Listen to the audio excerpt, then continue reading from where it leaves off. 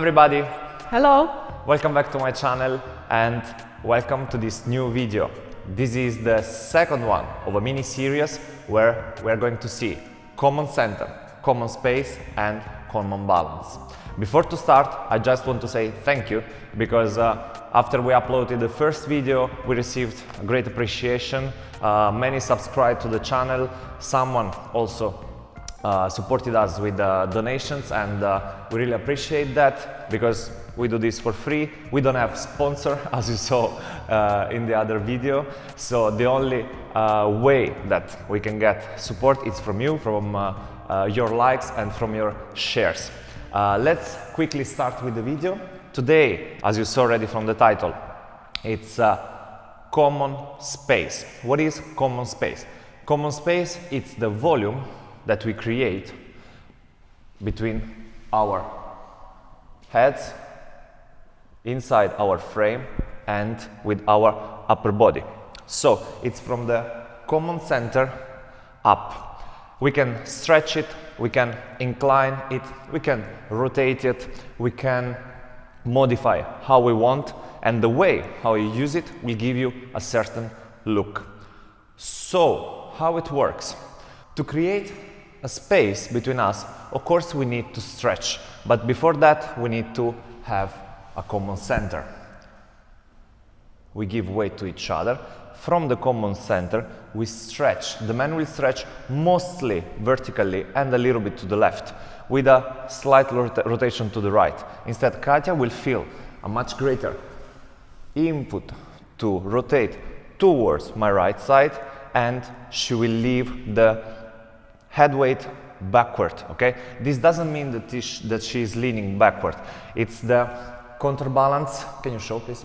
It's the counterbalance between the amount of weight going forward and the head weight going backward. The most important thing now is not to destroy it. So how we can maintain our volume, how we can dance, move, but not destroying the volume that we just created.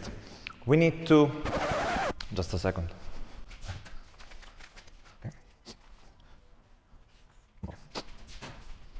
One of the main important aspects, it is that we never stay in the same spot at the same time. What does this mean? When we create space, as you can see, my head weight, it's far from Katja's head weight. And when we dance, we have all the time try to keep that. So if I am here, she's moving there. And now if we change, I'm changing as well. So we all the time try to keep ourselves in our space. And this is very important. Let's see together what happens when we rotate. When we rotate, for example, to the right, we take, of course, position, hold. Okay. When we rotate to the right, I am moving from my starting position to my left. And Katja is doing the same at the same time. Of course with different quantities, because I'm just keeping my vertical line, instead she's adding a stretch. But basically we are making the same amount of rotation and we are doing it at the same time. Now, what happens when we do it to the left? There's a certain moment where when we start to cross each other, okay? For example, if now we are looking to that direction, the central line that divides our couple, it's here. But now when we start to rotate to the left, there's a certain moment where her head is crossing this line and my head as well is going to the right. We don't have to be afraid of this moment. And this is because the line that divides us, it's not referred to the floor or to the room. The line that divides us, it's moving together with us. So imagine this kind of line. Once we are rotating, the line is rotating with us. So now, when we start to rotate to the left, the line that split us, still it's between us. And in this way, if you can see, okay, now you can turn your head, we are still in our place, okay? So, to the right, we don't have to think a lot about that, but when we rotate to the left, we need simply not to cross the central line that is keeping us away from each other, okay? Now, this was the easy part. It's a little bit more difficult when we need to stretch and we need to sway. To make it a little bit more simple and clear, we can talk about 4 directions, okay? We can sway and stretch left side forward, inclining to the left, or left side forward to the right. Then we can incline when we have the right side forward to the right, or right side forward to the left. This is about the man position. When we do that, we can see that in all 4 directions, there's one thing in common. There's one idea that we can keep thinking about all the time. And this idea is that we can stretch from the common center to the opposite direction. So if we incline left side forward to the left, I am stretching from the common center to my left. Katja is stretching from the common center to her left. So she's not working to the direction where we are inclining, because in this way, now we are in the same place at the same time. So we are working to the opposite. Now, if we do that with my right side forward to the right, I am not going to that direction. I am pulling myself away from that. So if we just turn a little bit and show again, if I am shaping the couple to that direction, so right side forward to the right, I am working away from that point, because I know that that's Katja's place. I'm not going to her place, okay? So I stretch away. Now, we need to analyze 2 positions more. When we are right side forward but to the left, and left side forward but to the right, this is one of the most interesting. I am working to my left forward, even if the final shape will be to my right. So look at this. I am with left side forward, shaping to the right, but I'm moving left. In this way, I still give support with my hip to Katja, but I'm working away from her, okay? One very important thing to remember as well is that when we create these kind of shapes, the arms are adapting. So I'm not keeping my frame the same all the time. I'm all the time shaping my wrists to the partner. What does this mean? If Katja is asking for more space, I allow her to go there, no problem. Both hands, as you can see, left wrist and right wrist, they are adapting to her shape.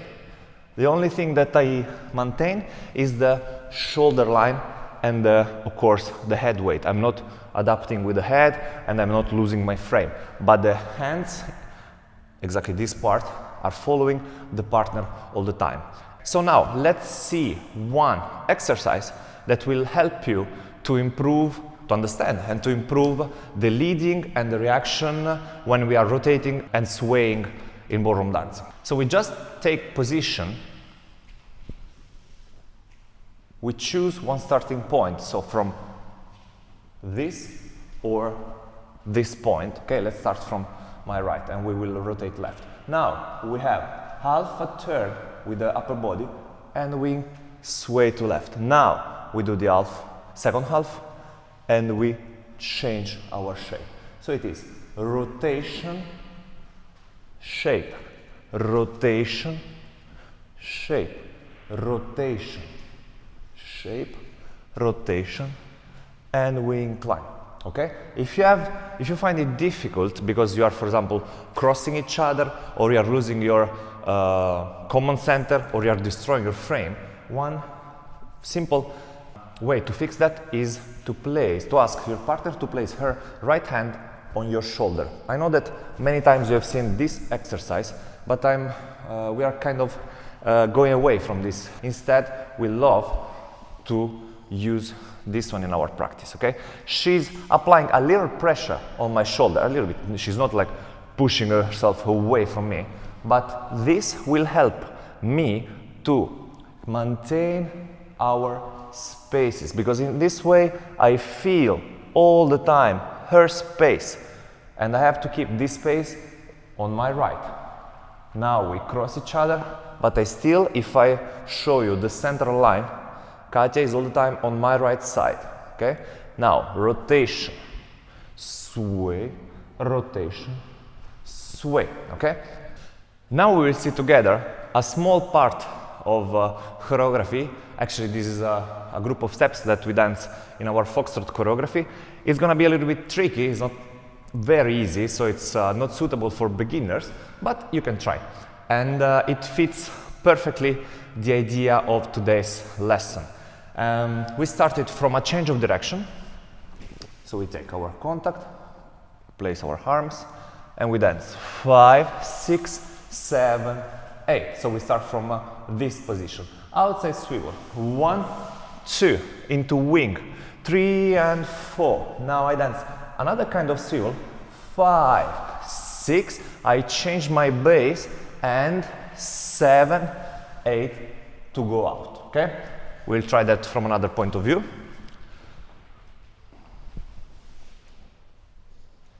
So we have change of direction. 5, 6, 7, 8. Swivel, wing, another kind of swivel, and we go out. 7, 8. Okay? So what is very important in this group of steps?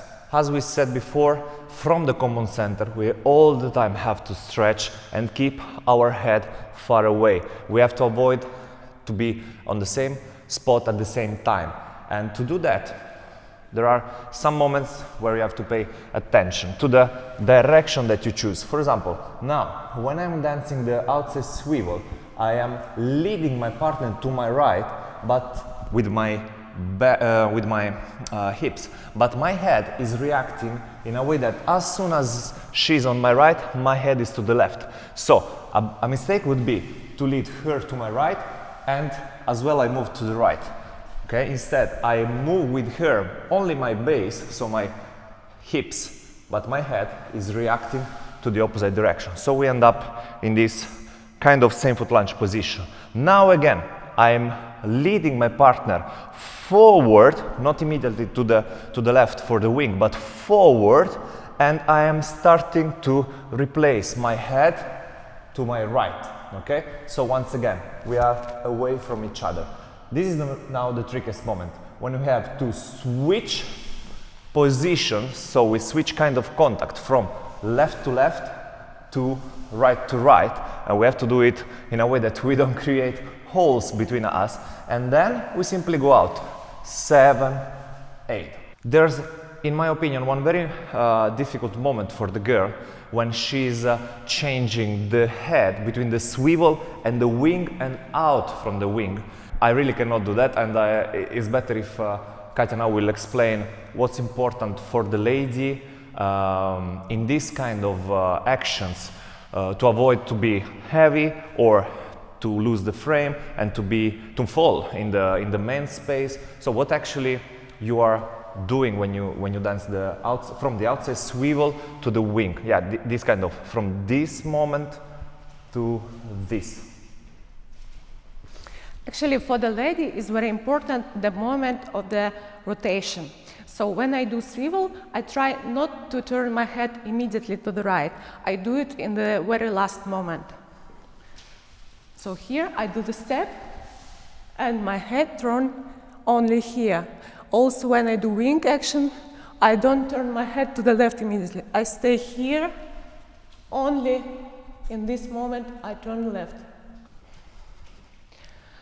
If we want to create the good space between us, we also need to control our shoulder line. So when we stay in position, I try to moving my left side forward, not away from the partner. Here also I'm trying to create more sway and rotation, then try to be more shaped like this. So from here, I stay very close to my partner in the upper center, but my head is away from him. So basically, no matter the difficulty of the part that you are dancing, the main idea is all the time the same. We need to maintain our couple together in the common center and pulling ourselves to the opposite direction related to the direction that we are using and the rotation that we are using. The space between you, it's alive and it's all the time changing. It's like, you know what, one time one trainer told me, when you dance, it was in tango, because I had the beginning full whisk, this kind of pivot, chase, and I was not so able at the time to maintain space with my partner. And he told us, imagine that your head, guys, is like two planets, and these planets are revolving around a common center and they never touch each other. So we are all the time feeling this kind of relation between your head and the head of your partner. And no matter what you're doing, you are never going to, of course, there are exceptions, but mainly when you're dancing, you're all the time trying to be to the opposite direction compared to your partner, okay? So, as always, we are trying to keep these lessons short, so we really hope that it will be helpful for you. Try the exercise that we did before and try to enjoy this part of our slow foxtrot. If you have questions, as always, you can write them in the comment section. You can write us to our social, mainly Instagram, because Facebook is like we don't use it so often. And thank you once more for the support that you showed us after we uploaded the previous video. So thank you, and we'll see you in the next one. Thank you. Bye bye.